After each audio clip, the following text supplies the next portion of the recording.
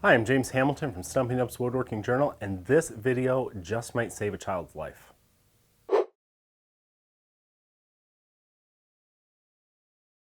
Stop what you're doing, pause this video, and go out and find a child. If you don't have one of your own, borrow one somewhere. Say whatever you have to get him into your shop. Don't try to lure him with candy though, because that's a little creepy. Once he's in, lock the door, slap that iPhone out of his hands, and ask him if he's ready to work. He won't be. Because most kids these days think that work is a four-letter word, like broccoli or hygiene. But occasionally you'll find one young skull full of mush that you can mold into something useful. And those are the ones you want to spend some time with. I think it was George Benson who said, "I believe the children are the future. Teach them woodworking so they won't grow up to be grifters." Maybe that was in the Whitney Houston version. The point is, if you trade his electronic device for a hammer and a few scraps of wood, and your kid doesn't forget all about those digital games and hippity-hop music in under an hour, well, you've got yourself a dud. Cut your losses and make another one. Because I believe that most kids are far more curious than we give them credit for. When I told Aiden that we were going to make a box, he got excited. Maybe a little bit of it was he wanted to be on YouTube, but it wasn't long before he was learning some valuable skills that genuinely made him a better person than those selfie-taking, Snapchatting schoolmates of his. And I admit that I felt a little bit of pride too, like I had reclaimed another child from a world that's trying its hardest to make them all dumb.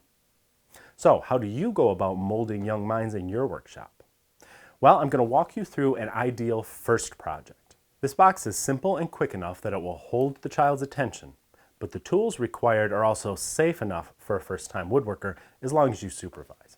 Because the second most important rule, the first one being don't force a child that's not yours into your workshop against his will, but the number 2 rule is do not kill the child. And by kill, I also mean maim, delimb, or otherwise scar him physically or emotionally. For that reason, you may want to avoid the jointer, the planer, or even the table saw for at least his first project. A hand-powered saw, like this old Stanley, or one of the newer models out there, is ideal for this purpose. Here, Aiden is cross-cutting the pieces to length. He's not wearing safety glasses, which is an oversight on my part.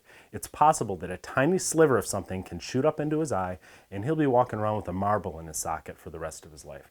You don't want that on your conscience, so slap some safety glasses on the kid. Sawing is easy enough, but you may have to help him hold the piece as he cuts. I even started the kerf for him. The point is, get the tools in his hands so he knows what it feels like to create something. I wasn't sure Aiden was ready for hand-cut dovetails at this stage of his first project, so I decided on rabbet joints for this box. Here I'm laying out the shoulders for him. This old saw has a depth stop, so he was able to cross-cut the shoulders to depth on his own without cutting all the way through the wood.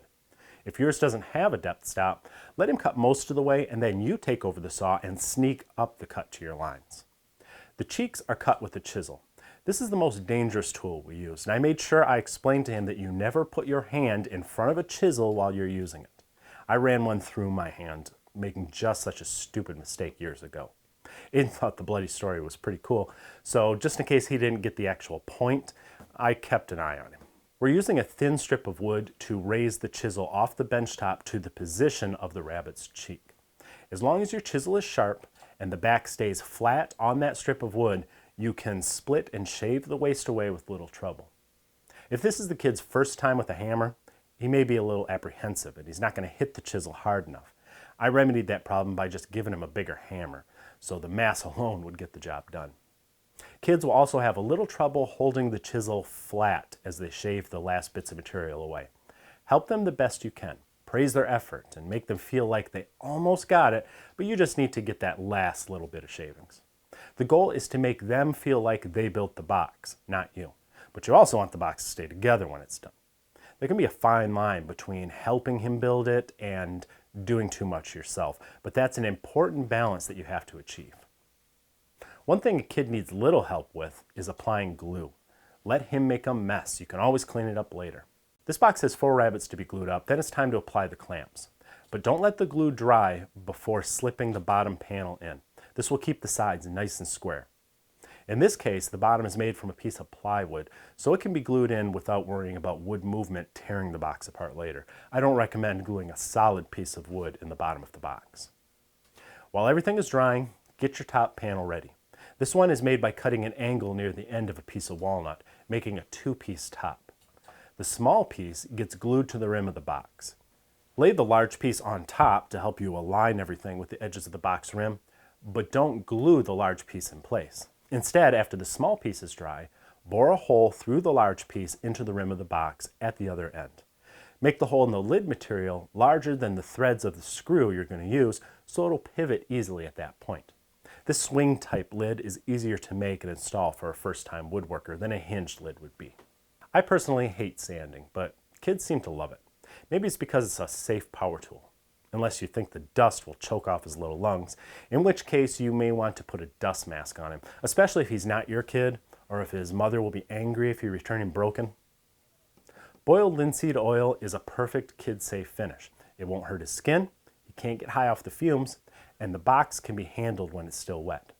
One good coat will bring out the color in the wood, which is always a nice reward for the hard work that went into the project. Today's schools have cut creative classes like woodshop, and society teaches kids that it's more fun to play in a virtual world on an electronic device than in the real world.